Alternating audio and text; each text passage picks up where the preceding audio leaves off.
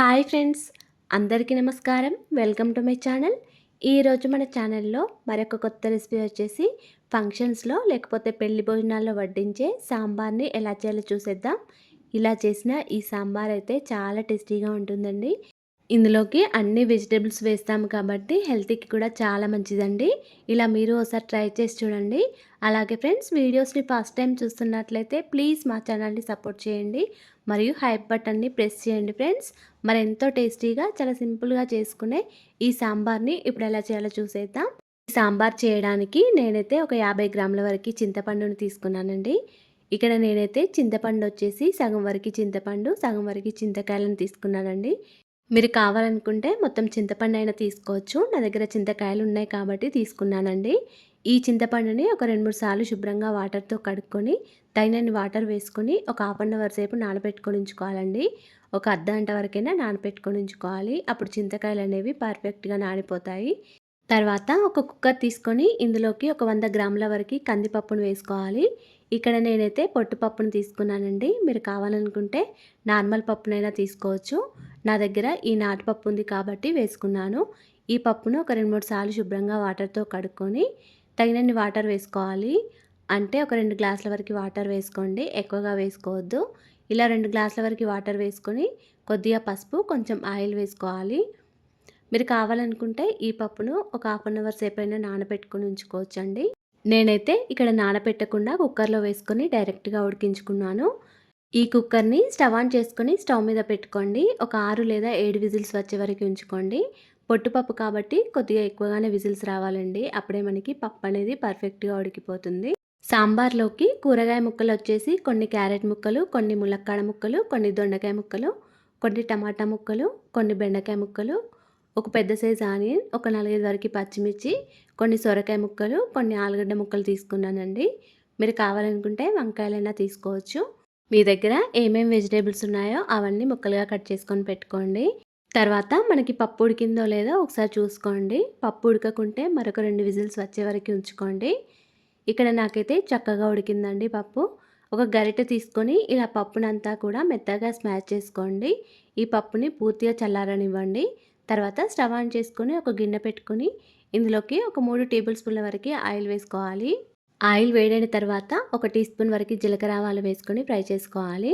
తర్వాత ఒక 3-4 వరకు ఎండుమిర్చి, కట్ చేసుకొని పెట్టుకున్న పచ్చిమిర్చి, ఉల్లిపాయ ముక్కలన్నీ కూడా వేసుకొని ఫ్రై చేసుకోవాలి. ఇప్పుడు దీనిలోకి ఒక 7-8 వరకు వెల్లుల్లి రెబ్బలను ఇలా కచ్చాపచ్చాగా దంచి వేసుకోండి. ఈ సాంబార్లోకి వెల్లుల్లి ఫ్లేవర్ చాలా టేస్టీగా ఉంటుందండి. ఇప్పుడు దీనిలోకి మనం కట్ చేసుకొని పెట్టుకున్న వెజిటేబుల్స్ అన్నీ వేసుకోవాలి. ఒక బెండకాయ, టమాటా తప్ప మిగిలిన అన్ని వెజిటేబుల్స్ ముక్కలు వేసుకోండి. దీనిలోకి కొద్దిగా పుదీనా కూడా వేసుకొని మొత్తం అంతా ఒకసారి కలుపుకోవాలి. అలాగే కొన్ని ఆలుగడ్డ ముక్కలు కూడా వేసుకున్నానండి.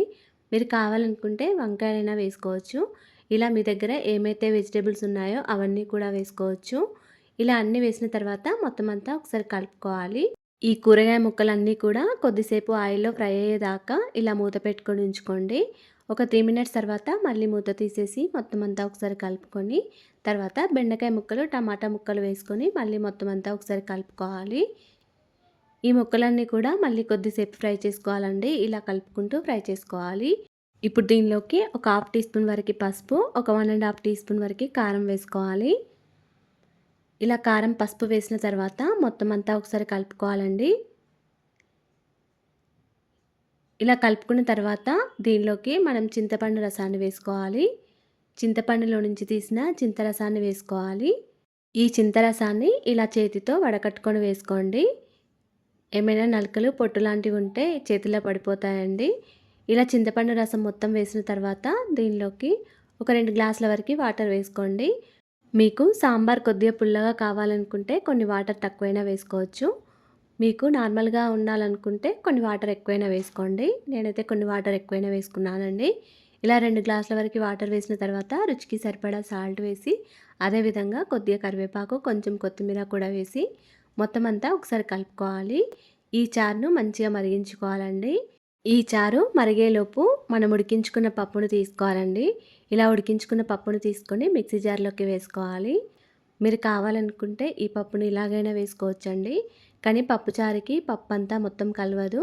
ఇలా మిక్సీ జార్లో వేసుకొని మెత్తగా గ్రైండ్ చేస్తే మనకి పప్పుచారులోకి పప్పు అనేది మొత్తం కలిసి చిక్కగా అయిపోతుందండి పప్పుచారు. అప్పుడు ఈ సాంబారు చాలా రుచికరంగా ఉంటుందండి. ఇలా మెత్తగా గ్రైండ్ చేసుకున్న ఈ పప్పునంతా కూడా చారులోకి వేసుకోవాలి. మనం వేసుకున్న పప్పంతా కూడా చారులో కలిసే విధంగా బాగా కలుపుకోవాలండి. ఇలా కొద్ది కొద్దిగా పప్పు వేసుకుంటూ మొత్తం అంతా కలుపుకోవాలి. ఇప్పుడు ఈ చారుని మంచిగా మరిగించుకోవాలండి. మనం వేసిన వెజిటబుల్స్ అన్నీ కూడా చక్కగా ఉడికి మంచిగా మరిగించుకోవాలి. ఇలా చక్కగా మరిగిన తర్వాత దీనిలోకి ఒక 3 టీ స్పూన్ల వరకు ధనియాల పొడి వేసుకోండి. అదేవిధంగా ఒక టీ స్పూన్ వరకు జీలకర్ర మెంతి పొడి వేసుకోండి. ఒక హాఫ్ టీ స్పూన్ వరకు జీలకర్ర, ఒక పావు టీ స్పూన్ వరకు మెంతులను వేసుకొని ఫ్రై చేసుకొని దంచుకొని వేసుకోండి. ఈ సాంబార్లోకి ధనియాల పొడి, ఈ జీలకర్ర మెంతి పొడి వేస్తే చాలా టేస్టీగా ఉంటుందండి. ధనియాల పొడి అయితే కొద్దిగా ఎక్కువగానే వేసుకోవాలి. ఈ పొడులన్నీ వేసిన తర్వాత చారుని ఒక 10 మినిట్స్ వరకు మంచిగా మరిగించుకోండి. మనకి కూరగాయ ముక్కలన్నీ కూడా మంచిగా ఉడికి చారు పుల్లగా ఉంటే మరికొన్ని వాటర్ వేసుకొని మరిగించుకోండి. సాల్ట్ అనేది తక్కువగా ఉంటే మరి కొంచెం వేసుకోండి. అంతేనండి, ఎంతో టేస్టీగా సింపుల్గా చేసుకుని మనకి సాంబార్ రెడీ అయిపోయింది. ఇలా చేసిన ఈ సాంబార్ అయితే చాలా టేస్టీగా ఉందండి. ఇలా చేసిన ఈ సాంబార్ అయితే ఇడ్లీ, దోశ, ఉప్మా లాంటి టిఫిన్స్‌లోకి కూడా చాలా టేస్టీగా ఉంటుందండి. ఇలా మీరు ఒకసారి ట్రై చేసి చూడండి. అలాగే ఫ్రెండ్స్, మా ఛానల్‌ని ఇంతవరకు సబ్స్క్రైబ్ చేసుకోకపోతే సబ్స్క్రైబ్ చేసుకోండి. వీడియో కనుక నచ్చినట్లయితే ఒక లైక్ చేయండి అండ్ షేర్ చేయండి. ప్లీజ్ మా ఛానల్‌ని సపోర్ట్ చేయండి. Thanks for watching.